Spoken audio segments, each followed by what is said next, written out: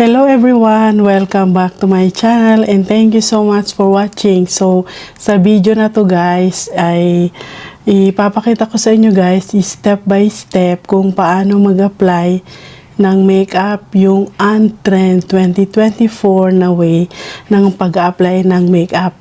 So, maraming mga pagbabago yung mga makeup na sa ngayon guys. Usong-uso na sa ngayon yung mga mascara, yung mga no eyeshadow look, mga eyeliner, mga ganon-ganon. So, if you like this video guys, please continue on watching. Thank you! Hello guys! So, sa pag-apply ng makeup, dapat ay prepare yung ating face at ito ay malinis. So, magandang mag-apply ng makeup after na maligo or after na maghilamos ng mukha. At gawin yung mga daily na skincare na ginagawa kagaya ng toner, serum, moisturizer at saka sunscreen. At kailangan i-check yung face guys kung gaano ba yung texture ng face sa araw na mag-a-apply ng makeup, kung dry or very dry ba siya. Kung very dry, kailangan maglagay ng extra moisturizer para maayos yung pagkalapat ng foundation kapag ini-apply. So, kanina guys, nakapaglagay na ako ng aking moisturizer, toner, serum at moisturizer. Ngayon naman, before ko mag-start na mag-apply ng foundation, ay maglalagay ako ng primer.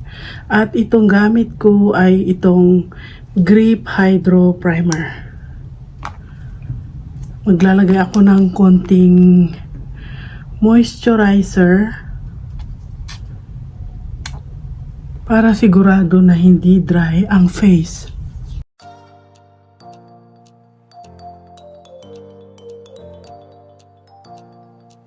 Para maganda ang lapat ng foundation. At isusunod ko is itong Hydro Grip. Konti lang, 1 pump ito. Titignan ko kung kailangan ko pang magdagdag.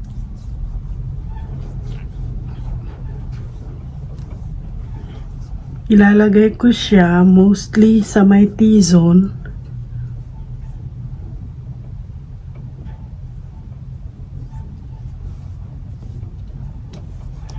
Dahil dito, marami akong mga large pores.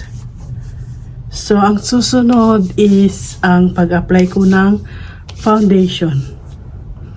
So, ito yung NARS Sheer Glow na gagamitin ko at yung brush na BK101, BK Beauty 101. So, maglalagay ako ng 1.5 pump dito sa may on the back of my palm. At saka gamit nitong brush, kakalat ko siya sa aking face.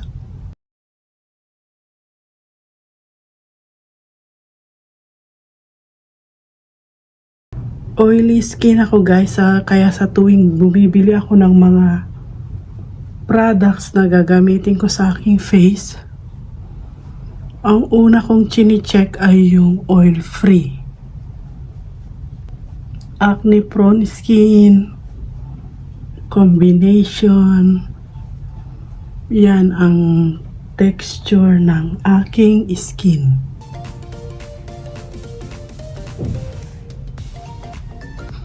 So, ipapantay ko lang guys dahil parang manipis dito sa gitna. So, medyo ikakalat ko rin siya dito sa may neck. Yan. Kung napapansin nyo guys, medyo maputi ang aking foundation. Pero okay lang yan guys. I am going to work it out. So, ang susunod naman na step sa paglalagay ng makeup is yung pag-apply ng concealer. At ang gamit ko na concealer, check ko lang guys kung kumusta yung ating under eye. So, today guys, hindi ako maglalagay ng color corrector. Normally, sa paglalagay ko ng concealer, naglalagay ako ng color corrector. Pero today, hindi ako maglalagay para hindi kayo ma-confuse sa sunod-sunod na pag-apply ng makeup. So, ang gamit ko is itong NARS Radiant, ano ba yung tawag? Radiant Creamy Concealer. Yan.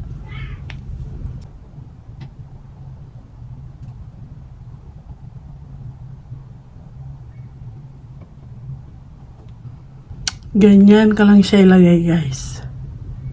At maglalagay din ako dito sa may bridge of my nose, dito sa my forehead. Para highlight dyan sa area dito sa may ilong.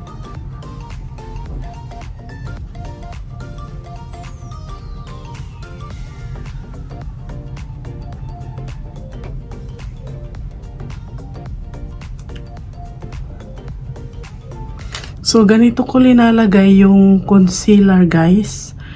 At paganyan dito sa labas para magmukha siyang lifted. So, ito yung gamit ko na brush, yung BK Beauty A506 concealer brush.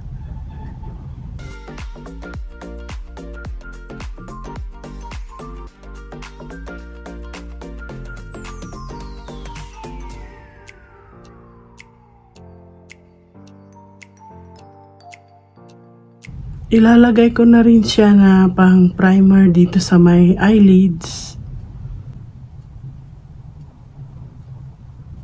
para matakpan yung discoloration ng aking eyelids at maging base na rin siya sa eyeshadow mamaya pag nag-apply. So yan. Ganyan ko lang siya ikalat guys.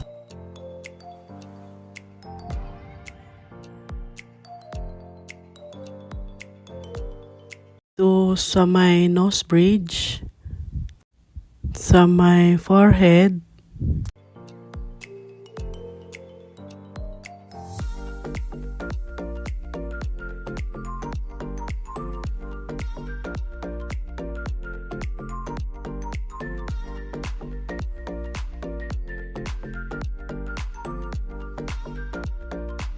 sa may side ng nose, para matakpan yung dark color dyan. Lagyan ng konting concealer. At dito sa side ng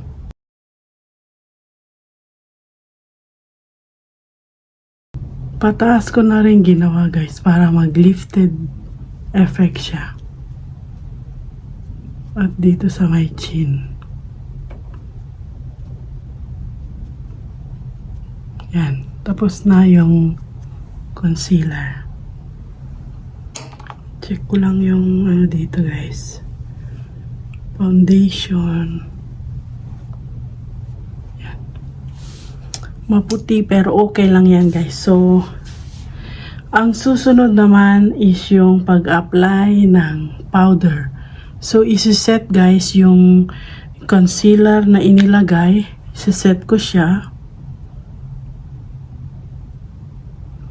Pero check ko make sure na nakalat yung concealer.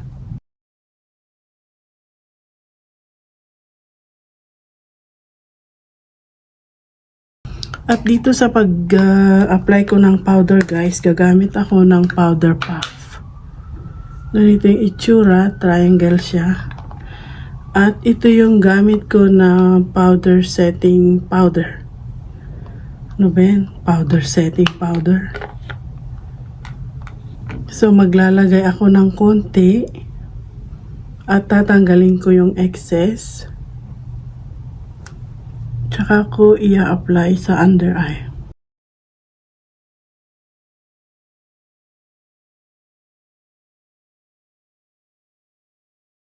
Pati na rin dito sa may eyelids. At dito sa may T-zone area. hindi ako maglalagay ng maraming powder guys dahil sa panahon ngayon hindi na uso yung maraming powder. Ang uso ngayon is yung glowy look. Natural glowy look. Kaya tama na yung pag-set na ganyan guys. So ang susunod na step guys is yung paglagay ng bronzer o yung contour sa face. So mahalaga ito guys sa paglalagay ng makeup para ma-emphasize yung shape ng face. So ang gagamitin ko is cream bronzer at ito yung gagamitin ko na cream bronzer. Yan siya. At ito yung brush na gagamitin ko. So ilalagay ko lang siya around the face. Maganda na rin gumamit ng bronzer ngayon dito guys dahil malapit nang mag-spring. Pag spring, summer, uso na yung mga bronzer.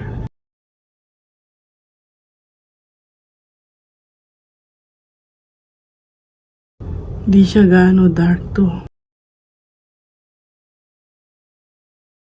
Kung gusto nyong mag-bronzer at mag-contour, pwede rin. Pero para mabilis lang na makeup to, hindi na ako maglalagay ng contour.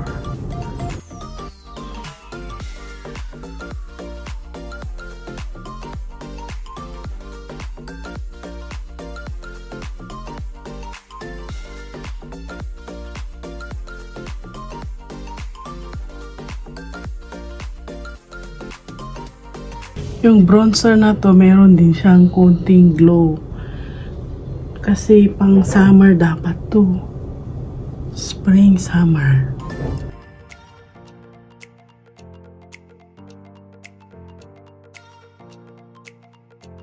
Dahil hindi mahalata yung face ko, yung shape ng face ko sa bronzer na nilagay ko guys. Kaya naisipan kong maglagay ng contour after nung bronzer. Para magbigay dimension sa ating face. So, ito yung Charlotte Tilbury na palagi kong ginagamit.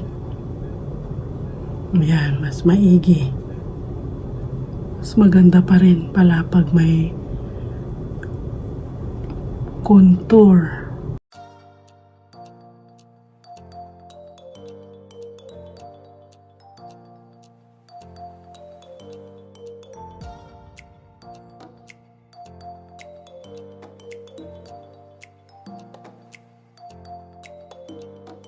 Dito sa my side ng face. Ganda rin gawin to dahil very light yung foundation sa akin. Kaya makakatulong ito na mag-adjust ng kulay. Di pa ako nakakabili kasi ng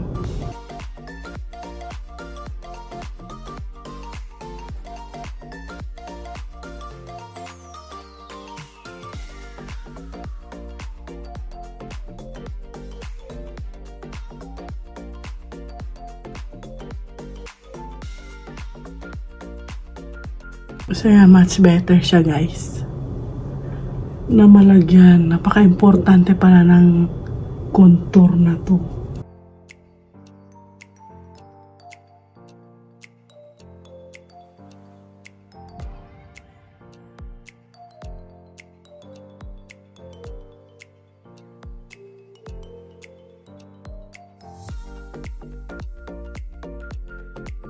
Yan, okay na yan.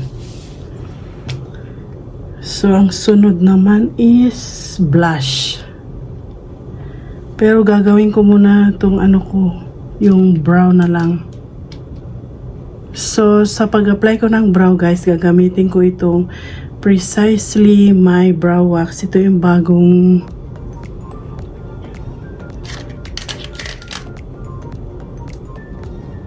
product ng Benefit Cosmetics. So, ganyan siya yung applicator niya. So, iaayos ko yung aking brow. Tinted brow wax siya, guys. Kaya hindi na ako gagamit ng lapis. Ayusin ko na lang yung eyebrow ko. And then that's it.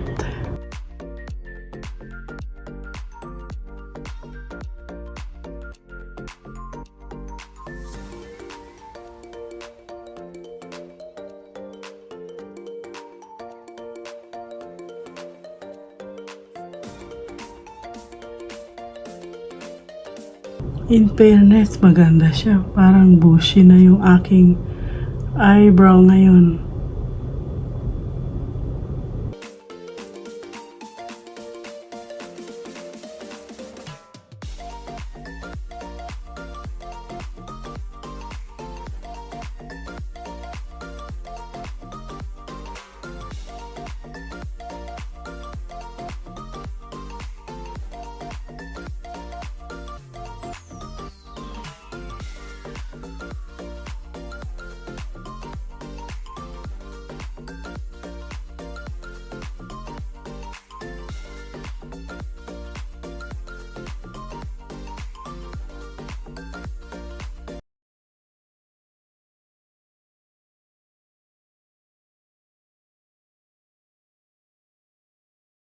So, yan. Okay na yan. So, ang sunod naman ngayon, guys, is yung pag-apply ng blush. At itong gagamitin kong blush is itong blush by Patrick Ta. At ito yung She's Blushing. At ito yung brush na gagamitin ko. Angled siya na ganyan. At uunahin kong i-apply is yung powder. Dahil ganun yung instruction ni Patrick Ta dito sa blush na to. Yan, ganyan. Wow, look. Beautiful.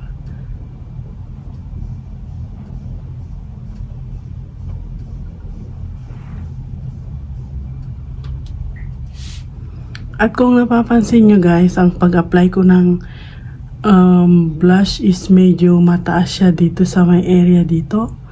Dahil nga sa aking mature, guys, skin, kailangan pag ganitong tumatanda na tayo, ang pag-apply ng blush ay umiiba na rin. At pag in-apply dito, guys, makakatulong siya na magmukhang lifted yung cheek. Kaya ganito. So, ganun din sa kabila.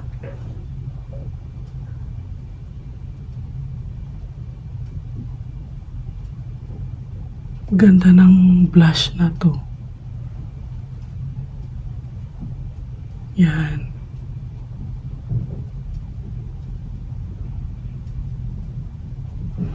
Ganyan, guys.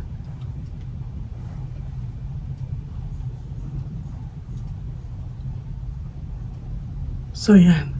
So, next naman is a-applyan ko ng cream sa ibabaw ng blush na il-apply ko. Para magbigay glow sa blush na na-apply. So, ayan, na-apply ko na yung blush, guys. Ngayon naman, maglalagay ako nitong cream sa ibabaw para magbigay glow doon sa blush na powder blush na in-apply ko. Ganyan.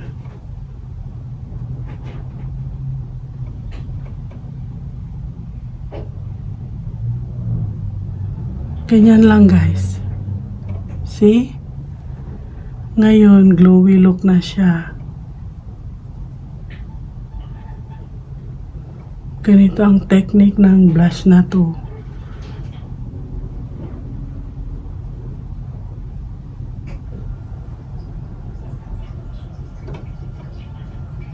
Tapping motion din yung pag-apply ko ng blush, guys, para hindi magalaw yung foundation na in-apply ko before.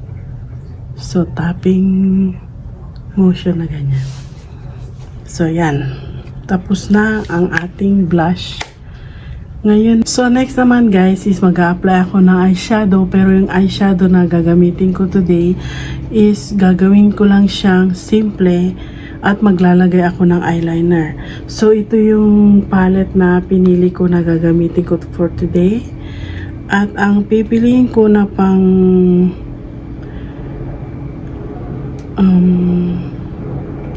ito yung gagamitin ko na transition shade. At itong brush na gamit ko is yung Refer 15. So kukuha ako ng product. Tatap ko yung excess as i-apply ko siya dito sa may, actually all over the eyelids na lang. Dahil matingkad naman yung ating blush guys, kaya gagawin ko na lang neutral yung sa eyeshadow. So ito pa rin yung gagamitin ko guys. Nasa transition shade pa lang tayo. So i-apply ko siya all over the eyelids.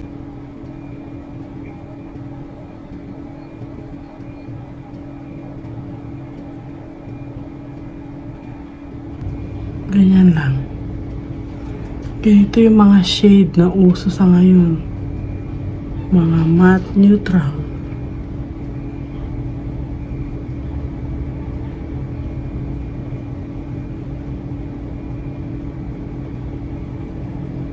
So, ganyan lang guys. And then, the same brush, kukuha ako ng itong shade na to dito, katabi niya.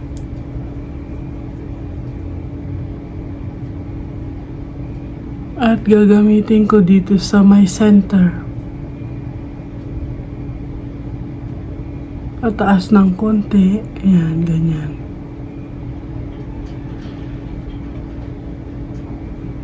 Ganyan lang guys. Dito sa my center ko siya ilalagay.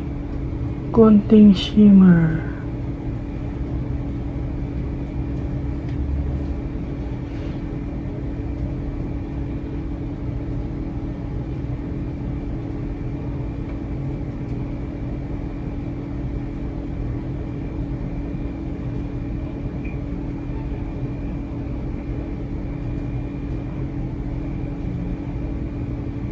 Yan. So, okay na yan guys. Tama na yung eyeshadow na yan. 2 colors lang siya.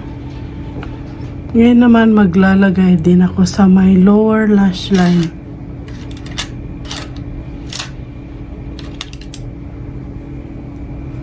So, gagamitin ko rin itong shade na to yung gagamitin ko sa aking lower lash line. At ito yung brush Refer 02.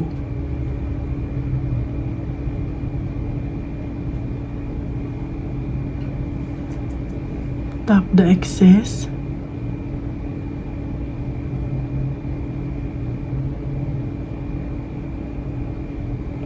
Yan.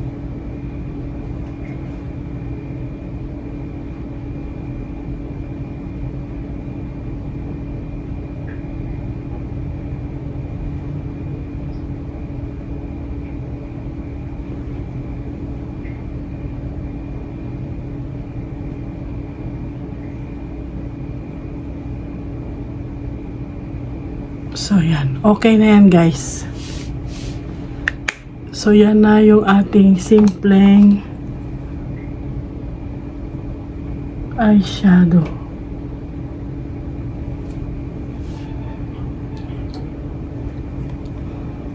So, next naman, guys, is maglalagay ako ng eyeliner. At itong eyeliner na gagamitin ko is itong NARS Mambo. So, ilalagay ko siya dito sa may outer.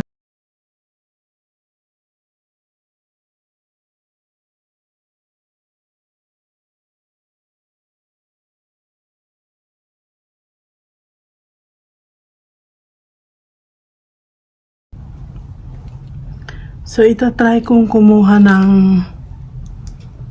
brush na ganyan guys, at hilain ko lang siya na palabas ng konti.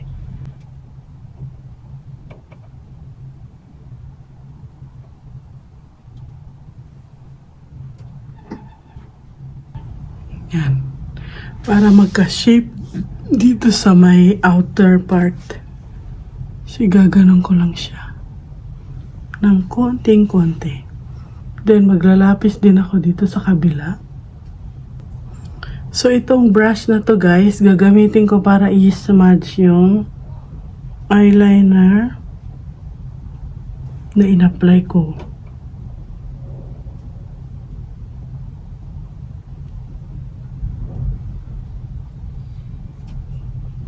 Next naman guys is maglalagay ako ng mascara, at before i-curl ko muna itong aking lashes.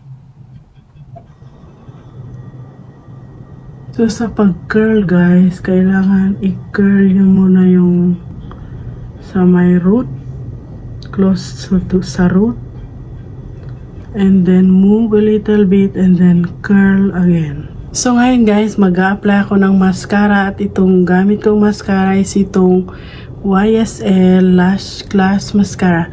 Tatry ko siya guys kung anong effect niya sa aking mga short na mga lashes. Ito yung kanyang applicator guys.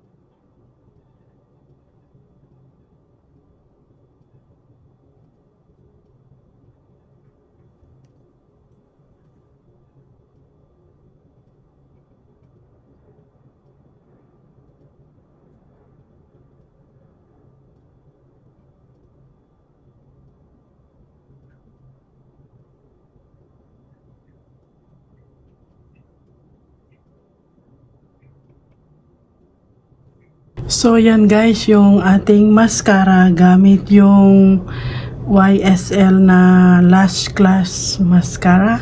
So yan, okay naman siya guys. So far, first time ko siyang gamitin. Parang nagka-volume yung ating lashes, dahil yan yung mga uso ngayon guys. Hindi na uso yung mga fake lashes sa ngayon. Normally ngayon yung mga makeup ngayon guys is mostly yung mga neutral, yung mga no makeup look, mga ganon. So yung mga mascara, usong-uso yung mga yan ngayon.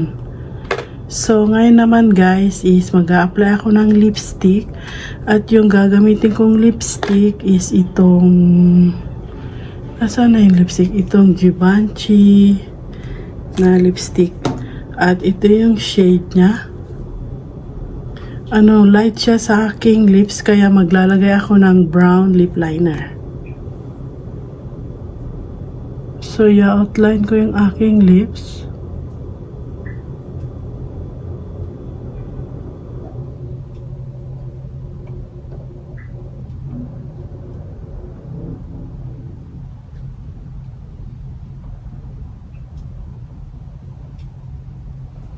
Ganyan.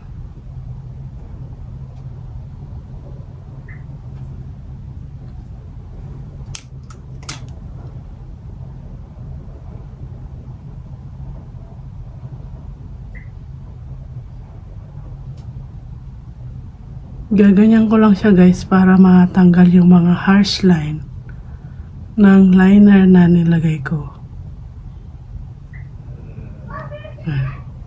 Ganyan. Then saka ako maglalagay ng lipstick.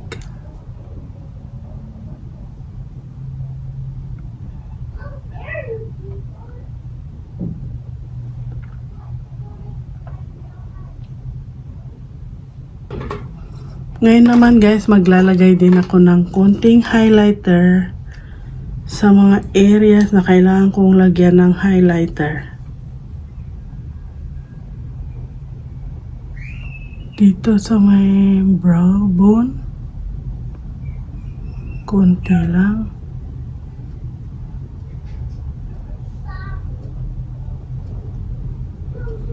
Dito sa may nose bridge. At dito sa may cheeks. Konti lang dahil glowy naman yung ating blush.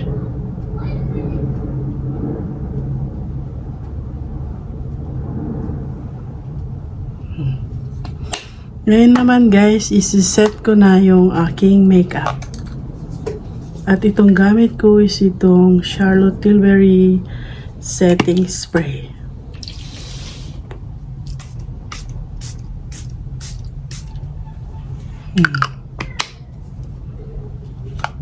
Patutuyuin ko lang siya guys and then I'll be right back.